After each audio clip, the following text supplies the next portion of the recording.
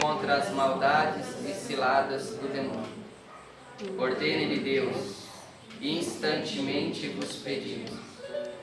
E vós, príncipe da milícia celeste, pela virtude divina, precipitai no inferno a Satanás e a todos os espíritos malignos que andam pelo mundo para perderem as almas. Assim seja. Amém. Entregamos a Nossa Senhora cada palavra dessa direção espiritual e o coração de todos que vão ouvir. Ave Maria, cheia de graça, o Senhor é convosco. Bendita sois vós entre as mulheres. Bendito é o fruto do vosso ventre, Jesus. Santa Maria, Mãe de Deus, rogai por nós, pecadores, agora e na hora de nossa morte. Amém. Então hoje o Senhor nos dá mais uma vez Tua palavra como alimento para aqueles que têm fome e sede do alimento de Deus. Essa palavra só será alimento para a gente se a gente tiver fome e sede deste alimento do céu. Se a gente tiver apenas, quem está acompanhando pelo YouTube, assistindo mais uma pregação, buscando conhecimento, ou quem está aqui estiver na mesma condição, não vai adiantar nada o que vai ser falado aqui. Porque sempre a palavra de Deus, ela vem para alimentar aqueles que têm fome. Vem para saciar aqueles que têm sede de Deus. Então, a primeira condição para sermos alimentados pelo Senhor é ter fome e sede dele. Querer de verdade ouvir, querer de verdade comungar dessa palavra, ter de verdade sede de ouvir alguma coisa para pôr em prática. Eu lembro quando eu pertencia a outra comunidade e eu ouvia o fundador desta comunidade falar, eu tinha fome e sede de tudo que ele falava. Quando eu não podia ir por algum motivo grave, porque eu só não ia quando era motivo muito grave, tipo quando morreu meu filho, que eu fui enterrar, aí eu não fui, mas todas as outras vezes eu fui ouvi-lo sempre quando ele estava ao alcance de que eu pudesse ir. Eu assistia e ouvia com sede e com fome de Deus. Sede de ouvir e obedecer. Eu tinha essa sede da obediência. Sede de ouvir e pôr em prática. Eu não via a hora de colocar em prática as coisas que eu tinha ouvido e as coisas que eu tinha visto ele dizer. E essa deve ser a fome que alimenta o coração de um discípulo, senão eu não estava hoje aqui. Tudo que eu já passei, tudo que eu resisti, todo obstáculo que eu passei, é porque fui alimentado. Quis ser alimentado e fui alimentado. Então, tenho resistência às tribulações que vêm, porque recebi de Deus comida e bebida do alto, né? É muito importante que a gente tenha esse coração assim, com esta sede. Infelizmente hoje na comunidade Voz dos Pobres não existe mais a sede de ouvir o fundador. Não tem mais. São poucos os corações, digo que de cada 10, 2 têm sede de me ouvir. Porque seus corações já estão longe daqui. Seus corações ouvem seus próprios apetites. Seus corações ouvem o seu próprio impulso carnal. Não tem mais fome e não tem mais sede da palavra de Deus. Tudo ficou secundário, né?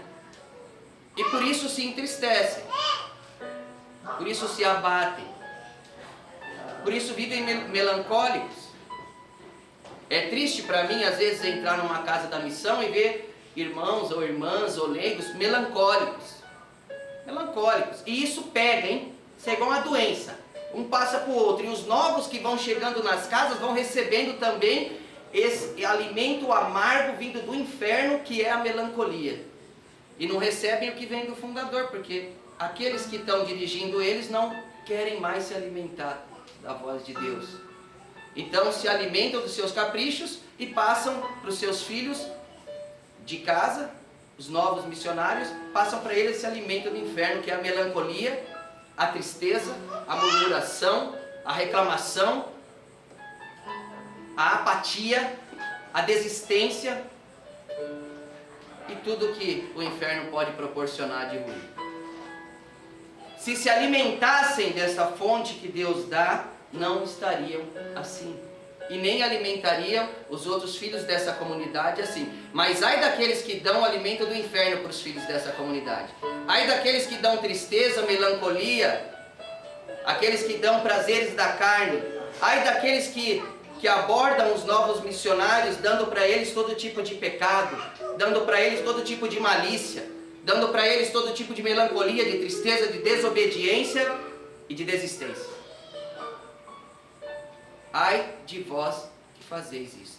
Nada eu vou poder fazer por vocês no dia do juízo. Nada, porque não me ouviram. Nada.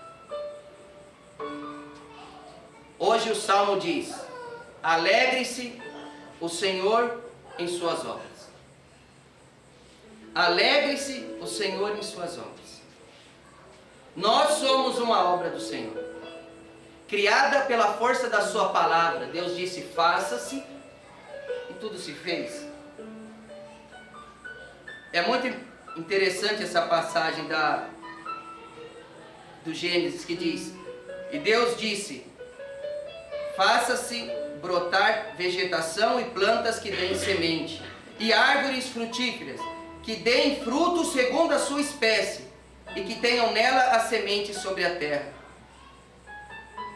Para nós, somos uma árvore do céu, também criada pelo faça-se de Deus, que Deus criou, olhou e disse: isso é bom.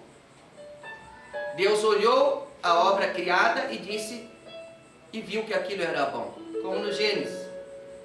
Criou árvores e plantas frutíferas que deem fruto segundo a sua espécie, e tenham nela semente que contém a sua espécie, trazendo para nós, para o nosso carisma. Deus nos olhou e disse que era boa. Era uma obra boa. Mas nós, como videiras rebeldes, muitas vezes temos nos fechado à fecundidade do Espírito. Temos nos fechado e nos alimentado em outra seiva que não aquela que vem de Deus.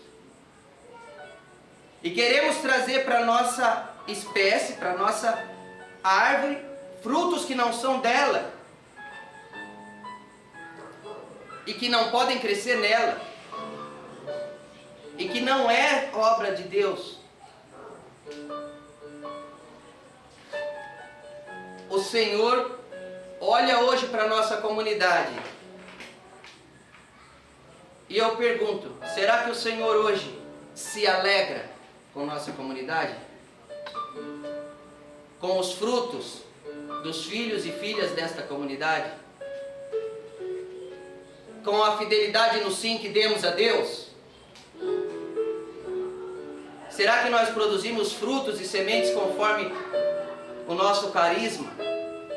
Nós somos um carisma franciscano, que por si só é um carisma de gratidão a Deus e de alegria. Não somos homens melancólicos, reclamões, chorões, cheios de mimimi. Não somos isso. Somos soldados de Cristo, homens do céu, que mesmo nas tribulações conseguem sorrir. Tribulações de verdade. Não aquele negocinho: falou, brigou comigo, ficou chateado porque eu pus o copo aqui, ele disse que o copo era aqui, e vou embora da casa. Isso e todas as outras coisas nos tornaram uma comunidade amarga. Nossas casas têm sido amargas, com exceções, claro. Existem bons, ótimos, maravilhosos missionários, mas infelizmente os maus contaminam os outros. e os novos que vêm para beber dessa fonte, e é triste você ver. A gente vai num encontro vocacional, entra aqui uma pessoa esperançosa de que aqui achou um lugar diferente, aqui achou um caminho para o céu. Ela vem para nossas casas e sai daqui pior do que entrou.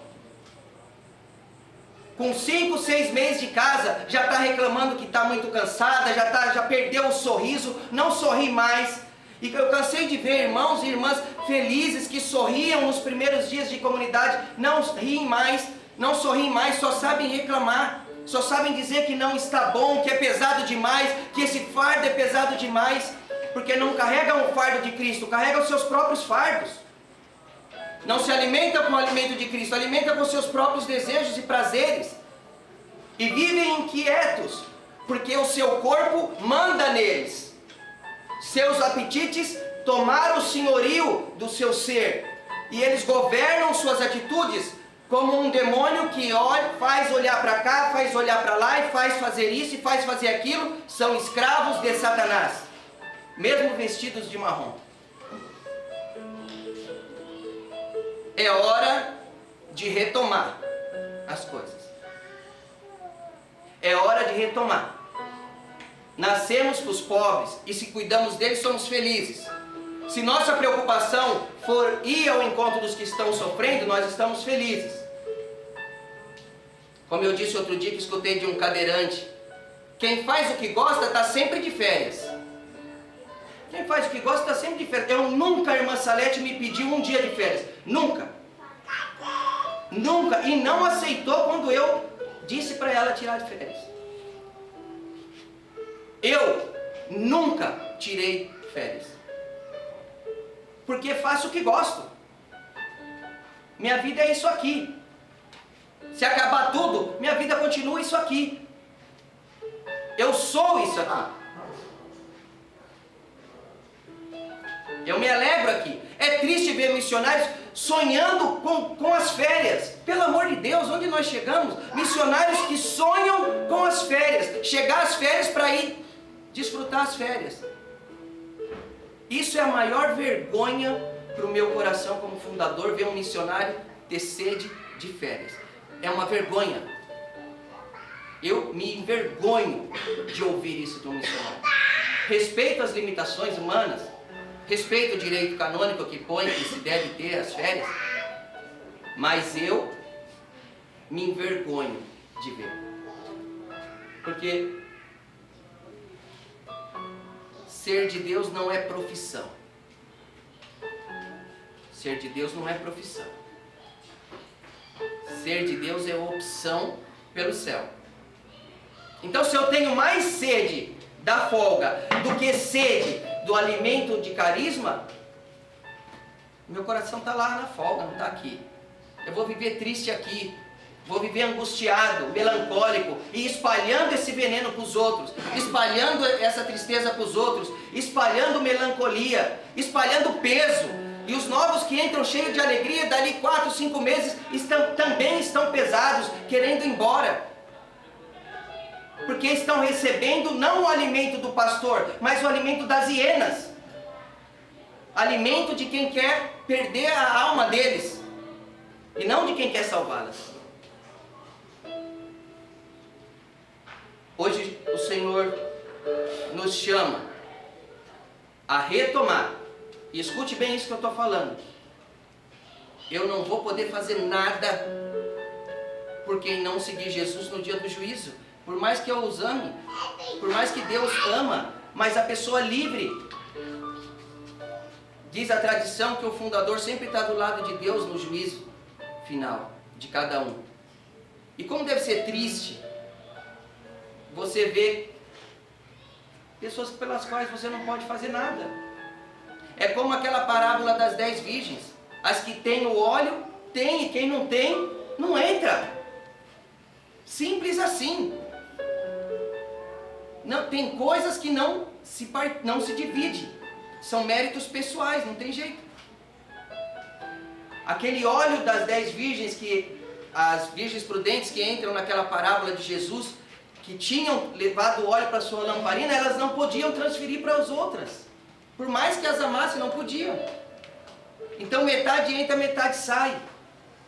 Hoje, se fosse na missão Voz dos Pobres, nem metade entrava e nem... De cada 10, 8 saía e 2 entrava com a lâmpada acesa.